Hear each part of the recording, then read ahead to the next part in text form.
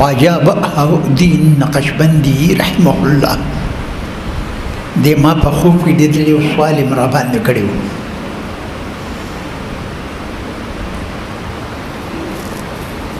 چوبه یې اغوستې وه، غټ پټ کې یې والې وه، لویه ږیره وه، خوشبویي ترې نه تلله.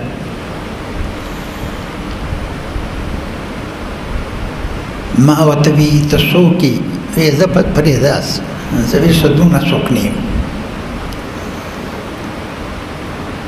ما ورته ویله خواجه بهاءالدین خو نه یې؟ یاره وایي یم. نو هغه چې دی ما ته یې وایي ته نه یو تپوس کومه، وی الهام څه ته وایي؟ الهم یلهم الهاما. میں صاحب شرقائد کے راغلی دی خیال ہے کہ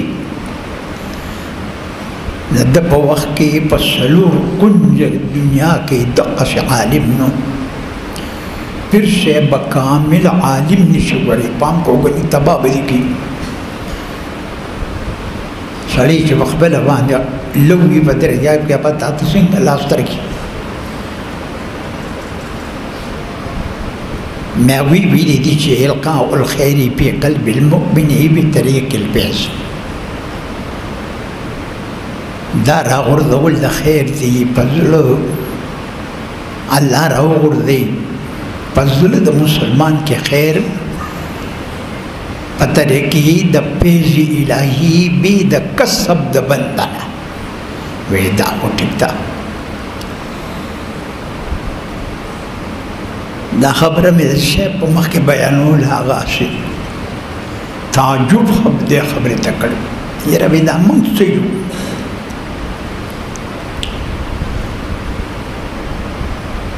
وی خیره تا یو دویم سوال دی بتا.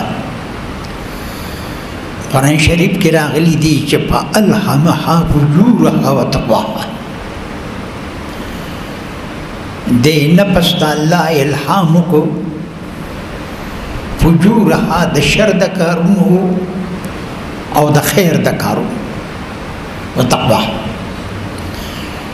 نویته وی چې القاء الخير في قلب المؤمن بطريق الفيض، نو دلته خو شر راغی. نو ما ورته وی مې صاحب جواب وکړو، یو ښکلي خلک د ما ورته وی د آیات مبارک د سورة الشمس کې دا چې دی دا الهام په معنا لغوي دی، په معنا شرعي نه دی. او بس چې دغه شو که نه لما دا ځای ښکل کړ او په شا یو ټپو لومبې ستانه د خدای کار واچي. دا خواجه بهاءالدین نقشبندي خبره مې کوله، دا د امام اعظم په مذهب و.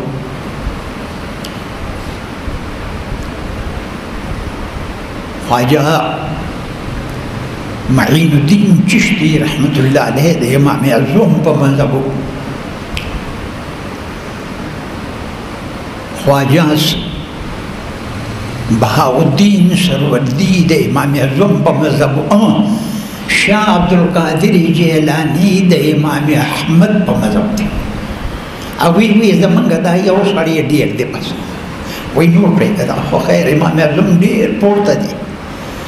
امام احمد د امام اعظم د شاګردانو شاګرد دی. هغه ډېر پورته نمبر وړی دی په علم او په عمل کې. یو رکعت کې ټول عمر په یو رکعت کې قرآن شریف د شپې ختمول، په یو رکعت. په دویم رکعت کې ولاړ ته وایي چې دا موږ تا څه کړي دي، موږ لا په دې تکبر وکړو. هغه وایي چې زه د خپل پیر صاحب زیاته تلمه. خواجه صاحب وایي بهاءالدین نقشبندي وی هلته یو سړي په لار کې یو میخ زهریله ښخ کړی و. زه به خپې بلې خپې تلم هلته، ادب خلکو ډېر ښکلي یا میخ باندې زما خبره لا هغه زما د خپې نه ووتېده ډېر زه راپرېوتم چا ورته وایي چې یاره داسې ټیم په تا راغلی و چې ته د خدای نه غافل شوي وی او دا میخ چې زما په خپه کې ننوته په دې کې زمیندار راغی هغه ویسته ډېر درد یې کو مې چې بس مړ شوم سخت درد یې کو وی په دغه ټیم کې زه د خدای نه غافل شوی ما وی تر اوسه پورې د هغې نه استغفار وکړم